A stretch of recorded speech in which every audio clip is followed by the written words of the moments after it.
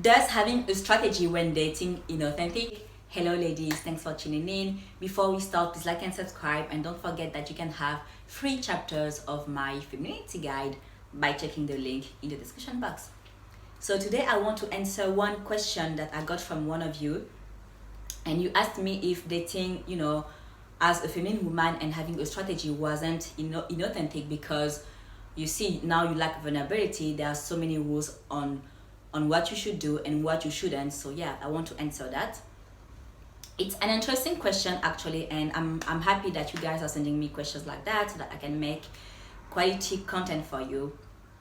So yeah, let's go. So I understand why it might sound like it's fake, to have a strategy, because you see, love is supposed to be a positive emotion, and you're supposed, just to be yourself and have that guy that you love and who also loves you. But you need to understand that in real life it isn't like that. Okay, men have a strategy because they need to make sure that they have the best mate, and you need to make sure that you also have the best mate. So you need a strategy. Okay, the women who don't have a strategy are those who get played, unfortunately. And I used to be like that as well, and I remember thinking that it was manipulative to have all those strategies.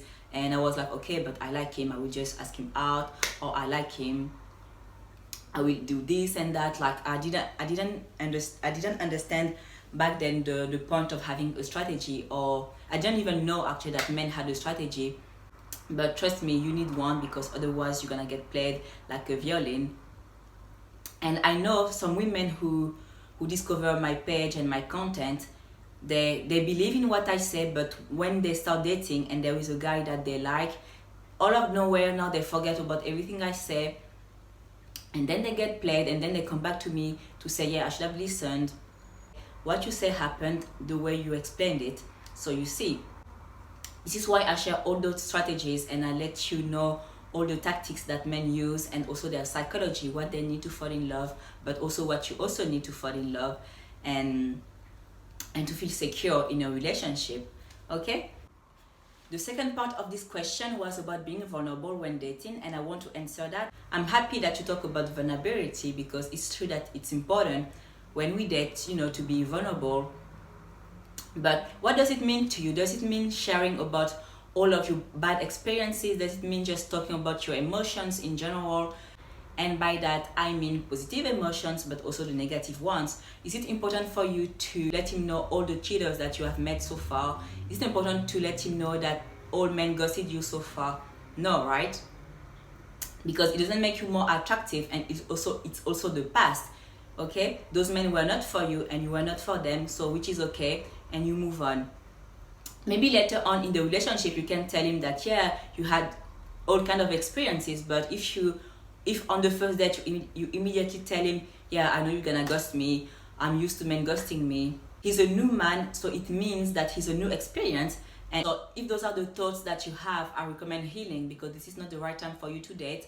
I know that now you might be hurt, and I know that the men that you met in the past were not great for you, but it doesn't mean that this man will be like that, and this is a new experience, so you don't really need to tell him all of that, because okay, trust him until he gives you a reason to stop trusting him. Okay, this is basically how you should see it, and this is how secure women are when it comes to dating.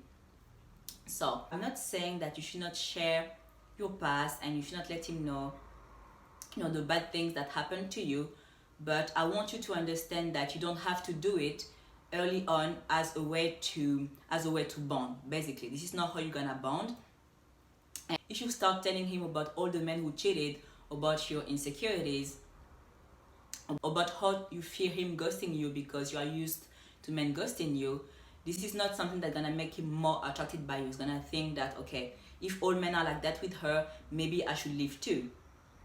You see, this is how he's gonna think, and it's exactly like you. Imagine now he tells you immediately, yeah, I always meet gold diggers, no woman wants to sleep with me, no woman wants to commit to me, no one looks at me. Do you think this is something that you're gonna be attracted to? No, right?